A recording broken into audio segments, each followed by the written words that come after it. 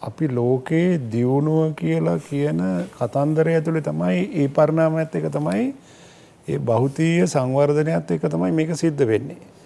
දැන් අගලකඩ හාමුදුරුව මතක් කරපු ටැක්සි කතාවෙන් මම යනවා අවුරුදු 50කට ඉස්සෙල්ලා ශ්‍රී ලංකම බස් රථයට. දැන් මම හීනකින්වත් හිතලා නැහැ විශ්වවිද්‍යාලයක මහාචාර්ය කෙනෙක් වෙනවා කියලා. කවදාවත් හිතලා නැහැ. පොඩි කාලේ හිතලා තියෙනවා මහාන වෙන්න තියෙනවා නම් හොඳයි කියලා ආමුදුරු එහෙම පිළිවෙලට වඩිනවා දැකලා ඒ රස බොජුන් වළඳනවා එහෙම දැක්කහම චීවරයක් දරන්න වගේ හිතලා තියෙන තැන් තියෙනවා. මම පොඩි කාලේ ආසම වෙච්ච දේ තමයි CTB බස් එකක ඩ්‍රයිවර් කෙනෙක් වෙන එක.